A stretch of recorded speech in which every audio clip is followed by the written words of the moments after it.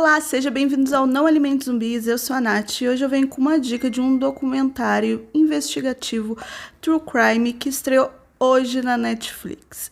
Eu estou falando de Conversando com o Serial Killer, o Palhaço Assassino. Essa série documental de 3 episódios de 1 hora cada um, ele apresenta, entrevistas inéditas sobre esse caso que ficou bem marcado e que foi inspiração para o famoso Palhaço It, a coisa, lembra? Pois é. Então, querem saber um pouquinho mais sobre esse documentário, se vale a pena vocês assistirem? Eu vou te contar tudo nesse vídeo.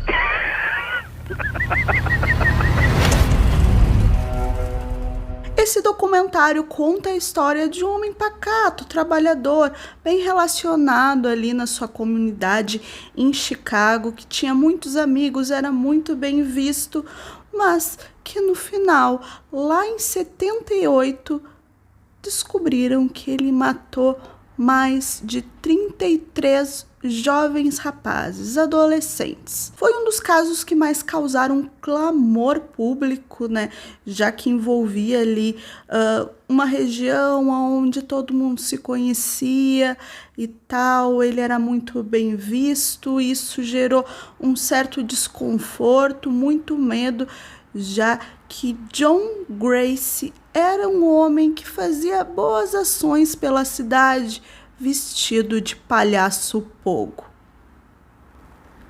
Bizarro. Eu já conheci essa história porque a Dark Side publicou o livro, Killer Clown, o retrato de um assassino, e foi escrito pelo Terry Sullivan, que foi o promotor na época, e ele está também neste documentário. E a gente vai ser muito guiado por uma narrativa muito parecida que está aqui, de um caso de um jovem que desapareceu e foi ligado ao John, o Rob. O Rob desapareceu na noite do dia 12 de dezembro de 78. Era aniversário da sua mãe, ele trabalhava numa farmácia e acabou sumindo. Ele era um menino que não, os amigos, os familiares nunca poderiam imaginar que saísse de casa assim, sem avisar para onde iria. E ele tinha 15 anos. Nesta noite, a única ligação com o sumiço dele foi uma conversa que uma amiga disse que ele teria com o John Gracie. E é a partir daí que a história começa, tanto no documentário quanto nesse livro.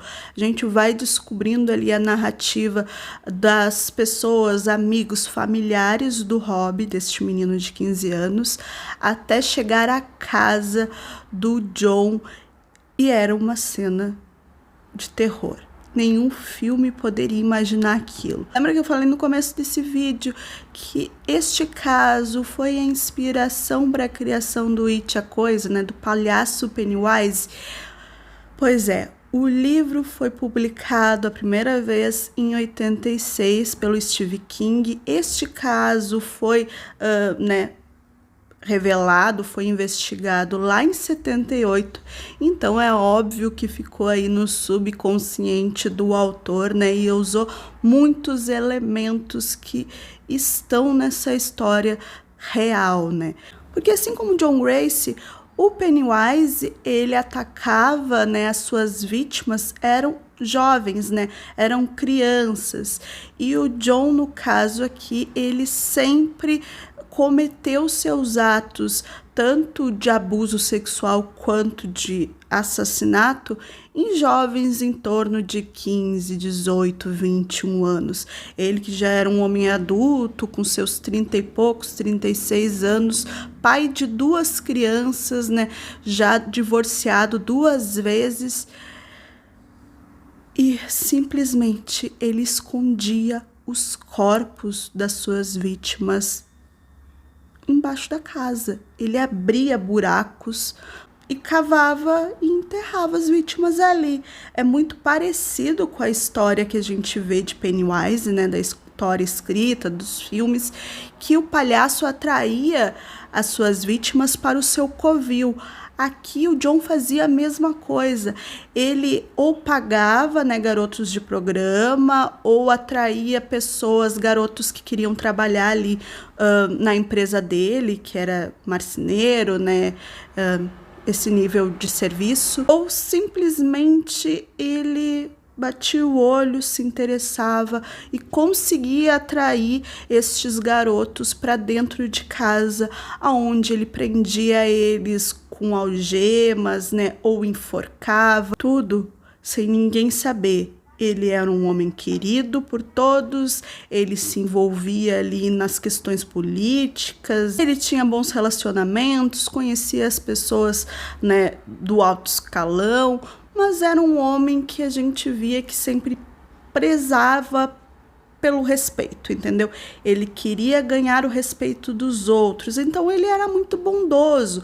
Alguns momentos ele revelava o seu caráter, né, de um homem mais violento, digamos, mas eram poucos episódios. No primeiro episódio a gente descobre como o Rob Percy, né, esse garoto de 15 anos, sumiu e começou as investigações, como a polícia se mobilizou. Então a gente tem entrevistas ali das pessoas que estavam envolvidas na investigação, relatos minuciosos de como eles começaram a cercar o John para descobrir se realmente ele tinha algo a ver. Eles, a princípio, achavam que o garoto estava preso, né, em cárcere dentro da casa do John. Fizeram ali uma busca pela casa, conseguiram um mandato, mas não acharam nada. Só que tudo apontava para que o John estivesse ligado nesse sumiço. E a partir do momento em que um dos policiais que acabou indo dentro da casa do John sentiu um cheiro de podre, de carne humana, né, decompondo, e o ticket da entrega ali de uma fita, né, uma revelação de fotos, ele conseguiu conectar, conseguiu um outro mandato e sim abriu aquela casa, né, o chão daquela casa, e se apavorou. No segundo episódio, então, a gente descobre ali como que ele capturou aqueles rapazes, como ele conseguiu levar esses rapazes para dentro de casa, o que ele fazia com eles, como que ele cometia esses crimes e principalmente como que as pessoas não desconfiavam de nada. E no terceiro a gente tem a resolução do caso, que é o julgamento. Só que o diferencial do livro, né, do que está aqui, porque, que nem eu disse, a narrativa é a mesma. A gente começa a história desde a noite do desaparecimento do Rob, né, com ali os relatos dos familiares, dizendo que ele não era um menino de sumir, porque naquele período tinha muitos casos de desaparecimento, realmente adolescentes que saíam de casa e em algum momento voltavam, nunca mais voltavam. Então a polícia, no primeiro ali instante, achou que realmente o garoto tinha fugido, mas a gente vai descobrindo ao longo dos relatos que ele não seria um rapaz desse tipo. Aí começa a investigação realmente mais forte e até descobrirem o que estava escondido dentro da casa do John, né? Quem eram aqueles garotos que estavam lá. Até hoje nem todos foram descobertos, né, a identidade desses corpos, que estavam muitas vezes já em ossada, né, eles não tinha como identificar quem era, e a gente vai descobrindo mais sobre o John. Só que no documentário aqui, ele tem um diferencial, porque ele vai ter o relato, né, a voz do John contando em fitas sobre o caso. Ele faz ali 60 horas de gravação, basicamente, contando por que fez, os motivos, né? Ele, como muitos dos serial killers, basicamente, eles são muito egocêntricos.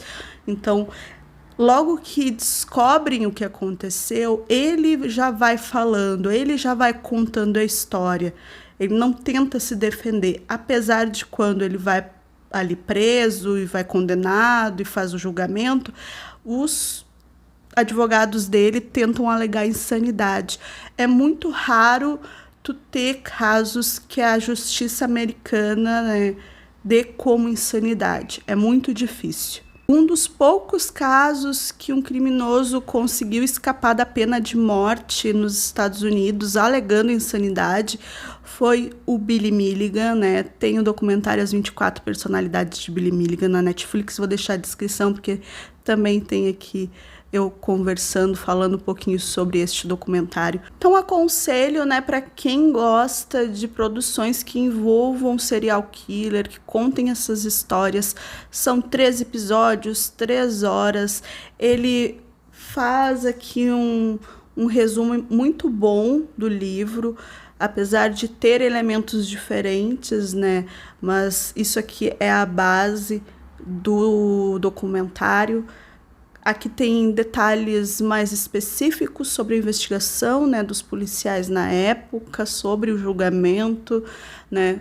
Traz aqui umas reflexões no final sobre o Terry, né, que era o promotor na época.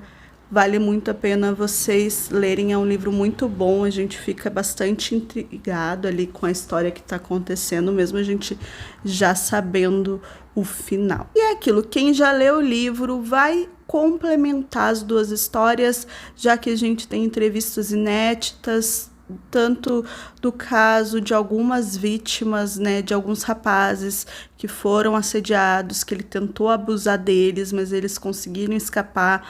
Então são relatos bem emocionantes, e a voz do John falando naquela gravação, né, é perturbador, realmente. Vocês já assistiram, me contem aqui o que vocês acharam dessa produção. Vocês sabiam dessa ligação, né, entre a história criada pelo Stephen King e este palhaço assassino que apavorou a América do Norte, qualquer um que conheça a história? É claro que o Stephen King nunca falou que realmente a base ali para sua história era este caso, mas é muitos elementos, é muita coisa igual, tanto, né, o Pennywise viver nesses esgotos, né, percorrer os esgotos, e os corpos dessas vítimas estarem no subsolo, no esgoto, é realmente muito parecido, mas tu tem ali coisas que são iguais, né? Essa metáfora dos jovens, dele com esses rapazes. É aquilo. Se vocês assistem Pennywise, se vocês assistem It, a Coisa, aconselho vocês a assistirem também esse documentário. Me contarem aqui nos comentários, deixar sua inscriçãozinha aqui no canal e aquele likezinho, que eu venho com outras dicas sobre true crime, sobre séries documentais que envolvem crime, porque eu gosto, vocês gostam, que eu sei. Beijos e até a próxima.